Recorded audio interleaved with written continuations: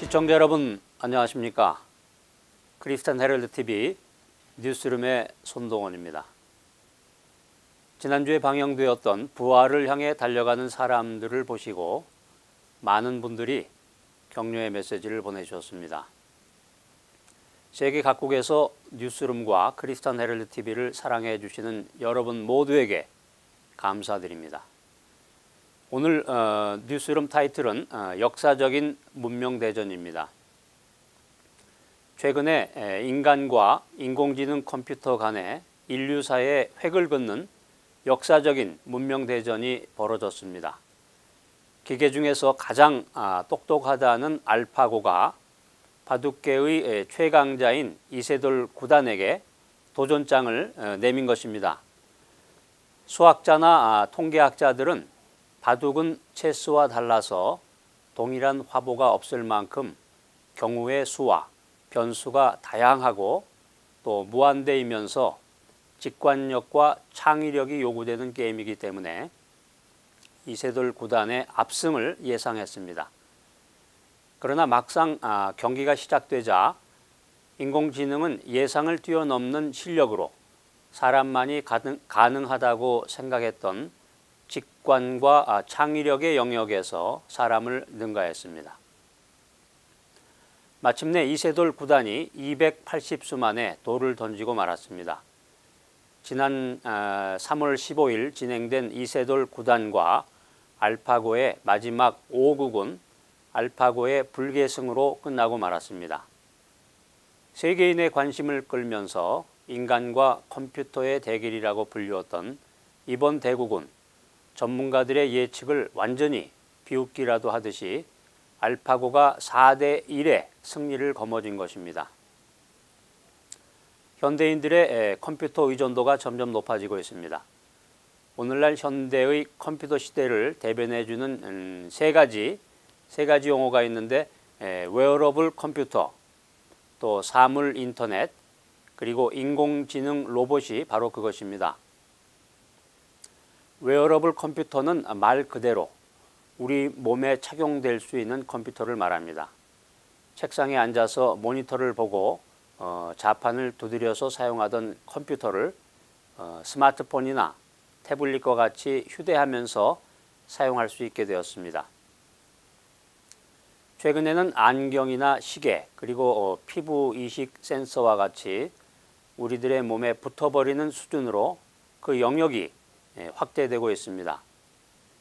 구글에서 생산한 구글 글래스에는 이런 기능이 있습니다. 내 앞을 지나가는 사람의 얼굴을 쳐다보면서 오른쪽 위의 안경 화면을 보고 눈을 깜빡이면 그 사람이 누구인지 이름이나 직업이나 경력 등이 안경 화면에 나타나게 됩니다.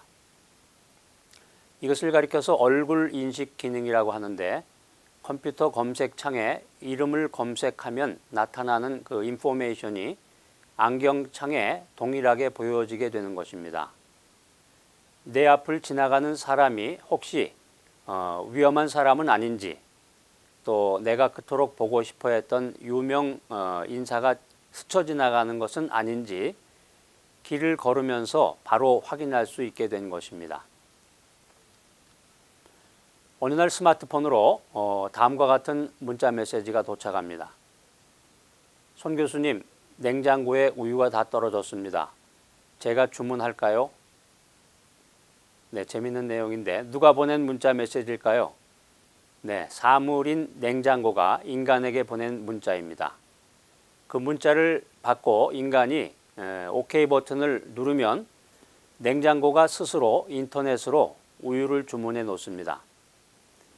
정말 꿈 같은 일인데 이런 세상이 곧 다가옵니다. 바로 그 사물 인터넷 기능 때문입니다. 사람과 물건, 물건과 물건이 유무선 네트워크로 긴밀하게 이렇게 연결이 되어서 정보를 공유하고 여러 개 기기의 기능을 작동시킬 수 있도록 한 것입니다. 2014년 6월 8일 영국 레닝제는 처음으로 인공지능이 튜링 테스트를 통과했다고 발표했습니다. 레닝대가 실시한 이 튜링 테스트라고 하는 것은 심사위원이 5분씩 채팅을 하면서 어느 쪽이 컴퓨터이고 어느 쪽이 인간인지를 판별하는 그런 방법입니다. 그래서 그 로봇이 사람인 것처럼 느껴졌다고 판단한 비율이 30%가 넘으면 인공지능의 이름을 붙여주는 것입니다. 레닝대학교 케빈 워크 교수는 러시아 개발진이 만든 유진 구스트만이라는 그 프로그램이 튜링 테스트를 통과했다고 발표하면서 컴퓨터가 사람을 사칭할 수 있다는 점에서 사이버 범죄의 경종을 울리는 결과라고 말했습니다.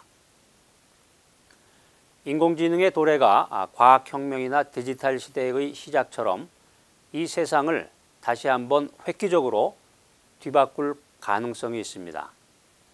데이터로부터 가치를 추출하고 결과를 분석하는 기술인 빅데이터나 인공지능은 다가오는 미래 세계에 의사나 약사, 또 변호사나 법관, 그리고 회계사들보다 더 많은 지식과 데이터를 가지고 이들 전문인들의 존재를 불필요하게 만들지도 모릅니다.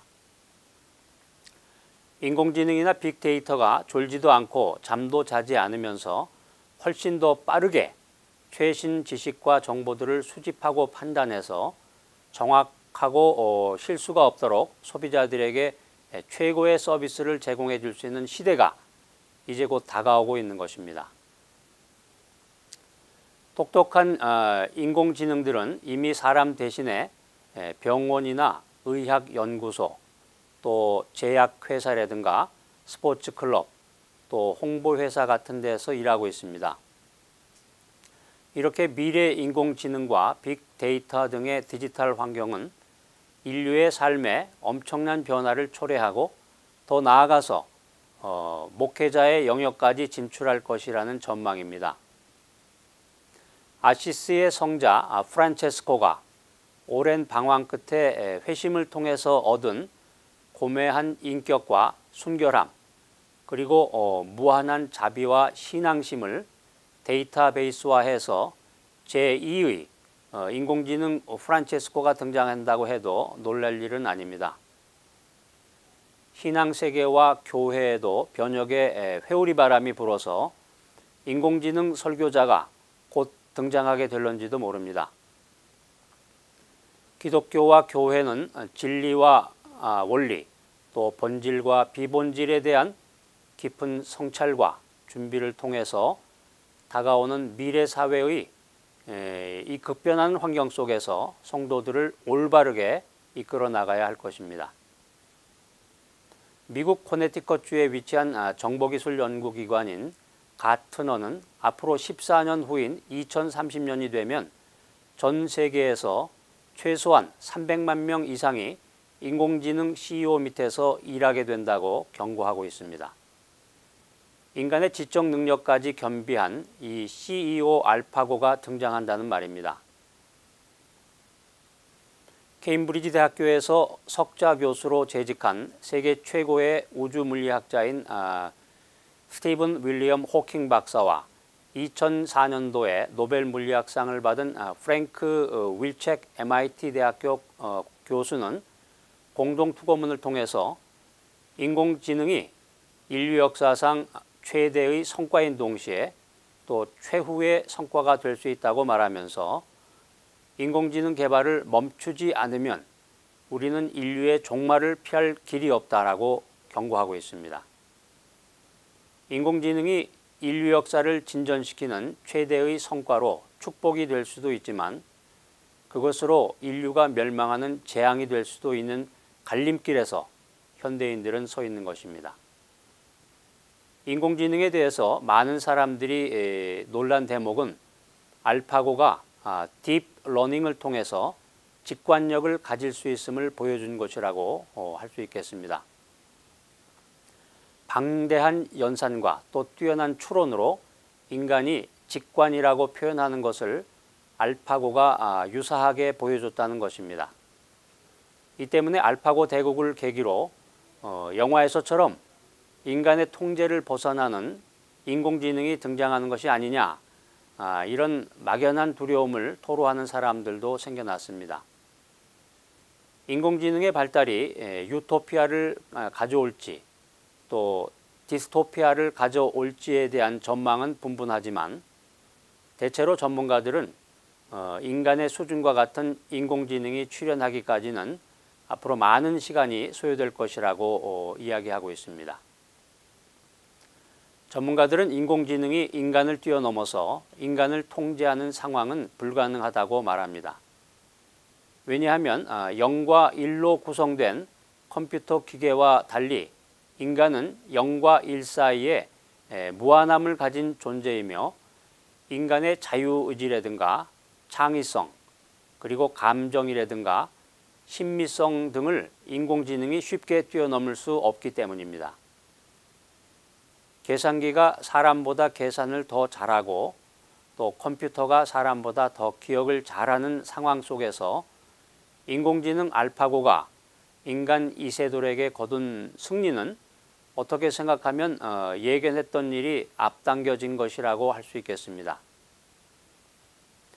알파고를 통해서 기술의 발달이 창조 질서라든가 인간성, 그리고 영성과 지성과 같은 이런 신학적인 개념에 대한 재정의를 요구하고 있음이 확인되었습니다. 인공지능 발달을 계기로 21세기 첨단과학 문명을 맞이하는 크리스천들의 여러 가지 질문에 대한 성실한 답변과 성찰이 신학자들을 중심으로 이루어져야 할 때입니다. 기독교와 교회는 과학기술의 발전을 두려움 속에서 막연히 적대시할 것이 아니라 기술과 자본, 그리고 과학 문명과 윤리, 또 과학과 종교에 대한 신학적인 논의를 심화시켜 나가야 할 것입니다. 인간의 존재 가치를 어떻게 강화해 나갈 수 있을지에 대한 연구와 인간이 말하는 사랑과 또 공생, 긍휼이라는 가치가 인공지능보다 우월하다는 근거가 될 수 있는 연구가 필요합니다. 성경은 인간만이 하나님의 형상대로 지음을 받았다고 말합니다. 하나님의 형상대로 지음을 받은 인간의 가장 중요한 역할 중에 하나는 하나님이 창조하신 온 우주 만물을 다스리고 또 통치하는 것입니다. 그것은 이 세상으로부터 지배를 당하는 것이 아니라 다스리는 것을 의미합니다. 하나님은 아무것도 없는 상태에서 6일 동안 온 우주 만물을 창조하셨습니다. 이 세상 모든 것들이 하나님이 원하시는 대로 또 하나님의 뜻대로 움직이고 있습니다. 그래서 하나님의 가장 큰 특징 중에 하나는 온 우주 만물을 다스리시고 통치하는 분이라는 것입니다. 인간은 하나님을 닮아서 이 세상을 다스리는 존재로 창조되었습니다. 인공지능이 아무리 똑똑해도 영혼을 가진 존재가 아니고 인간이 자의식을 가진 강력한 인공지능을 만들 수는 있지만 영혼을 만들 수는 없습니다. 그것은 오로지 하나님의 영역입니다. 특별하게 뛰어난 인공지능이 나타난다고 해도 인간만이 하나님의 형상인 것은 틀림이 없습니다. 바둑을 1000년 이상 공부한 능력을 지닌 인공지능 컴퓨터 알파고는 바둑에서 컴퓨터가 인간의 지능을 이길 수 없다는 속설을 깨고 인간 세상을 향해서 괴물처럼 급속히 다가오고 있습니다. 인공지능이 아무리 뛰어나다 하더라도 하지 못하는 일이 있는데 그것은 바로 순환과 죽음을 통한 부활의 신비입니다. 인간이 만든 인공지능은 인간의 욕망에서 비롯된 강함과 승리를 추구하지만 하나님께서는 언제나 고난 가운데서 신음하는 자, 또 약한 자와 함께 하시고 그들에게 부활의 산 소망을 주십니다. 시청자 여러분, 이제 현대인들은 인공지능의 발달을 두려움 속에서 맞이할 것이 아니라 그 혜택을 윤리적으로 어떻게 사용해야 할지에 대해서 진지하게 고민해야 할 때입니다. 인간이 정작 두려워해야 할 것은 인공지능의 기술 발전을 유용하게 사용할 구체적인 방법을 생각하지 않는다는 것입니다. 기술이 인간의 영역을 대체하면서 노동의 가치가 떨어지고 생활 터전을 잃게 되는 경우가 생기겠지만 기독교와 교회를 중심으로 물질 문명이 정신 문명을 압도하지 않도록 경각심을 갖고 신앙적인 대안을 찾아야 할 때입니다. 이상 크리스천 헤럴드 TV 뉴스룸에서 손동원이었습니다.